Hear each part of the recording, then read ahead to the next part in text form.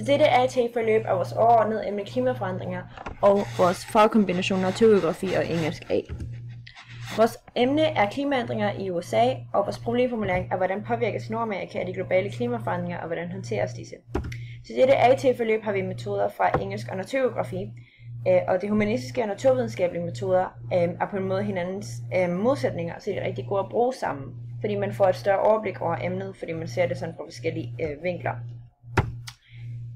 Vi har vores redegørende afsnit her, og i vores redegørende afsnit, der har vi så gjort brug af empiri, og det har vi så opnået fra forskellige opgaver og forskellige dokumenter, som vi har læst fra naturgeografifaget. Og vi har også brugt internettet, hvor vi har researchet, og vi har selvfølgelig været kildekritiske for at få den bedste mulige baggrundsviden til at svare på vores problemstilling. Og hvad karakteriserer så klimaforandringerne i Amerika? Altså det, som er årsagerne til klimaforandring, er så øget opvarmning af drivhusgasser i troposfæren. Og problemet med den øgede opvarmning er, at de her drivhusgasser, de danner et tæppe i troposfæren, og troposfæren, det er så det nederste lag af atmosfæren. Og det gør så, at det her tæppe, det bliver tykkere og tykkere, og dermed holder varmen inde, når det prøver at komme ud, efter det er kommet ind af solens stråler. Vi har så været heldige med, at den gennemsnitlige temperatur har været sådan okay stabil, men sådan på grund af den stigende grad af drivhusgasser i atmosfæren, så betyder det, at drivhuseffekten øges, og temperaturen bliver ved med at stige på kloden. På grund af klimaforandringerne og dermed global opvarmning har USA, ikke kun USA, men også bare Nordamerika, de har været bekymrede, og USA, de har så, de vil gerne skære ned på udledning af drivhusgasser, som per person er faktisk relativt højt. Ifølge en udtalelse fra National Oceanic Atmospheric Administration, de her hændelser, der er karakteriseret af global opvarmning, er så, at floder og søer smelter hurtigere efter det har været frosne, og flere dyrearter flytter fra deres naturlige levested til steder op nordpå, hvor de bedre kan tilpasse sig. På hvilken måde håndteres klimaforandringerne af henholdsvis regering og befolkning? Altså Obama havde til klimatopmødet i København i 2009, der havde han sagt, at til 2020, der ville den mængde af CO2-udslip udledning, der var i 2005, der ville den falde med 17%. Og at i de seneste par år, i de senere år efter 2020, der ville den falde mere og mere og mere. Til den amerikanske kongres i juni 2013, der sagde han til dem, at der kom han med en detaljeret plan til at gennemføre, at det her CO2-udslip ville falde. Og han opfordrede også amerikanerne til, at man ikke længere skulle bruge kulbaseret elproduktion, men mere sådan sol- og naturgasproduktion. Og det, som befolkningen i USA så gør, er faktisk små ting, men det er faktisk de her små ting, som gør en stor forskel. I stedet for at smide affald ud, så sorterer de affaldet og genbruger det. Og de reducerer også bruget af olie og kul, og reducerer bruget af el i huset, og det her det hjælper så også miljøet. Og de har en dag, hvor de America Recycles Day, hvor de skaber opmærksomhed, og det omkring det her med recycle, som er jo rigtig godt for miljøet. Vi har så vores analyserende arbejdsspørgsmål, og til vores engelske analyse har vi så gjort brug af den sproglige metode, hvor vi har fokuseret rigtig meget på problematikken, og selvfølgelig også appelformer af tekstfunktioner, og kommunikationsmodellen, hvor vi har fokuseret på afsender og modtager, og hvilket budskab Obama vil komme til med den her tale. Og den her tale blev holdt til klimatopmødet i Paris i 2015, som fandt sted i december 2015. Og det viser en taknemmelighed for de mennesker, der var med til at arrangere den her begivenhed, og han takker de nationer og deres ledere, som var med til at lave aftalen og opnå det bedste mulige resultat, og deres samarbejdsvillighed og engagement i forhandlingerne, dem takker han også. Talen har så forventet en overskuelig og sammenhængende struktur, som gør talen lettere at forstå for hans lyttere, og budskabet skinner tydeligere igennem, og talen er derfor mere mindeværdig. Der er selvfølgelig også en rød tråd, det er så, at det er det store ønske om et bedre, grønnere fremtid for hele verden, det er det, som hele talen sådan lidt handler om. Og det her røde tråd gør så, at lytterne er mere modtagelige over for hans budskaber, og afsnittene bliver så bundet sammen.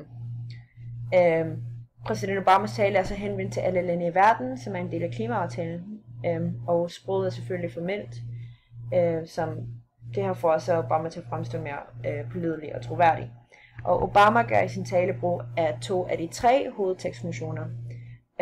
Han bruger den informative tekstfunktion, når han informerer lytterne til talen om resultaterne fra klimatopmødet, og han bruger den direktive når han i det skjulte forsøger at påvirke og aktivere lytteren ved at benytte personlige pronomener, som får lytteren til at føle sig inddraget og vigtig for emnet. Han har også brugt appelformer. Logos bruger han sådan gennem hele talen. Han appellerer til modtagerens logik og fornuft ved at pointere den her vigtighed, der er ved klimaforandringerne, og hvad det er, der må gøres for at forhandle dem. Fordi det er jo et problem, der påvirker os alle sammen. Pathos bliver også benyttet i talen, og Obama appellerer kraftigt til lytterens følelser og lytterens familieliv, og det gør han ved at sige, at det der gøres i dag, det der sker i dag i vores verden, har kæmpe konsekvenser for vores familie, hvis vi ikke gør noget for det. Han mener, at der skal gøres noget i dag, for at sørge for, at vores børnebørn kan leve en bedre verden, end den vi lever i dag. Og ethos er så afsenderens troværdighed, og det er jo præsidenten af USA, og Obama er jo en meget velanset og har en lang uddannelse, en meget velanset mand og har rigtig meget erfaring og en lang uddannelse, og det gør hans ord mere troværdige og pålidelige. Så på baggrund af, at Obama snakker om vedvarende energi, så har vi jo også vores analyse af naturgeografiske figurer. Og i naturgeografi, der har vi brugt modeller. Vi har brugt modellerne til at analysere, og graferne er så blevet analyseret på baggrund af naturens love, derfor har vi også fået mere konkrete svar. Generelt med kvantitative data er, at de kun viser noget bestemt, altså der kan være noget gemt bag det, så det skal man også tage i betragtning. Solenergi er blevet den førende energikilde i USA de seneste par år. Siden 2008 har USA's solenergi udviklet sig meget drastisk. Nu producerer de faktisk 17 gange mere, end de kunne i 2008. Og solenergi er en af de reneste energier, der er tilgængelige. De forurener ikke i forhold til andre energikilder som olie og kul. Og solceller har faktisk udviklet sig så meget, at i små solceller der kan de optage rigtig meget energi. Så mere energi på mindre plads.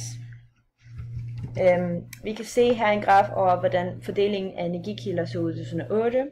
I 2008 der var olie den førende energikilde. Der blev godt nok brugt mindst atomkraft, men næstsidst kom vedvarende energi, hvor solenergi og vindenergi hører under. Og under vedvarende energi består så kun 0,1% af solenergi og 0,2% af vindenergi. På denne graf kan vi se, hvor meget watt per person bruger, og der er dannet af solenergi i de forskellige stater. Vi finder det meget passende, at Arizona og Hawaii er de topførende stater, men vi er sådan lidt skeptiske over, hvorfor er det Texas, de er så det sidste. Og vi har så fundet ud af, at Texas giver mere energi, end de selv beholder. De producerer faktisk solenergi til mere end 450 projekter i hele verden, så de producerer meget, men bruger meget lidt selv, og det er derfor, de ligger så langt nede. Så har vi her en anden figur, og her så kan vi se, hvor meget de forskellige energikilder forurener, og deres dødelighed blandt deres arbejdere per time i 12 kilowatt per time. Solceller ligger næsthøjt af de vedvarende energier lige efter bioenergi. Så solenergi er en forurenende og skadelig energikilde, mens man laver solcellerne. På disse to grafer kan vi se spredning af forbruget for vindenergi per person i USA, som er målt i megawatt. Og vi kan se, at jo mørkere den grønne farve er i området, jo mere bruger de i gennemsnit per person. Den hvide område bruger enten meget lidt energi, eller bare ikke nok til at blive betragtet, og så komme med på den her graf. Den ene graf er fra 2005, mens den anden graf er fra 2015. Og i 2015, der var det både Texas og Californien, der var førende inden for vindenergi. Men efter 10 år, så kan vi se, at flere stater sådan kommet mere med. Ingen vil nærme sig Texas lige nu. Det så kan godt skyldes på grund af Texas' store størrelse. Men vi kan også se af graferne, at Iowa har overhalet Californien i forhold til hvordan det var i 2005. Texas har også opnået en stor udvikling på de her 10 år. Og det er så fordi, at borgerne i gennemsnit bruger 1,992 megawatt per år, og nu bruger de så 17,713 megawatt per år. Og det er så en udvikling, der er næsten sådan 9 gange så stor, hvor Californien kun har haft en udvikling, der er sådan knap 3 gange så stor. Og flere stater begynder at bruge vindenergi, det kan vi se, og det kan være, at det er fordi, at det er nemmere at installere vindmøller end producere vindenergi. Vi har så vores diskuterende arbejdsspørgsmål her. Og til de diskuterende arbejdsspørgsmål, der har vi også brugt internal research. Igen har vi været rigtig kildekritiske for at få nogle gode resultater til de problemstillinger, vi har her. Og drivhuseffekten er jo en naturlig proces, som ikke er skadelig i sig selv, men med menneskelig aktivitet er det så blevet forstærket i den naturlige drivhuseffekt. Så den menneskelige aktivitet er så skyld i, at vi udleder et større antal drivhusgasser, end naturen selv ville have gjort. CO2 frigives ved afbrænding af fossile brændstoffer, og det er også måden, hvorpå vi mennesker udleder CO2. Undersøgelser viser, at mængden af CO2 i atmosfæren er omkring 40% til 50%, højere end den var før den industrielle revolution, hvor der kom rigtig mange fabrikker, som udledte rigtig meget CO2. Vi har også rigtig mange regnskove, der fældes nu, og i de her regnskove, der er der planter, som via fotosyntesen optager det her CO2, og når flere og flere planter forsvinder, er det klart, at det ikke kan optage så store mængder CO2, som det kunne før. Udledning af drivhusgasser og fældning af skove er kun sådan 2 af mange måder, hvorpå vi mennesker udleder CO2. Der er ikke lavet mange undersøgelser om, at naturen er skyld i klimaforandringerne, men det er heller ikke første gang, jeg vil se, at jordens temperatur ændrer sig uden menneskelig aktivitet. Altså der har jo været istider, som jorden hele alene har forårsaget, og det er derfor ikke muligt, at jorden igen er begyndt at lave den her temperaturskiftning. IPCC har lavet undersøgelser, at den globale opvarmning kunne skyldes forskellige naturlige processer. Månen og solens aktivitet er store dele af det. Solen har altid påvirket vores klima, og solens bane omkring jorden varierer, så solens stråling svinger i intensitet. Og det påvirker selvfølgelig også jordens klima, og betyder, at jordens klima aldrig er stabilt, men at det varierer over kortere og længere perioder. Månens kredsen om jorden skaber tidevandsbølger, der er i perioder kraftigere end andre, og de her varme vande, de bliver så sendt til Antarktis, og Antarktis bliver så varmet op. Og disse klimasvingninger har blandt andet forårsaget udbredte istider og perioder med en meget varmere klima, end den vi har i dag. Så det har aldrig hersket tvivl, at der skal tages hånd om klimaforandringerne, og det har det også grund til, at over 200 af verdens ledere mødes til topmøder som den i Paris, og på topmøder så diskuteres det, hvordan klimaforandringerne, der begyndte helt tilbage til en industriel revolution, de kan håndteres bedst og så forbedres.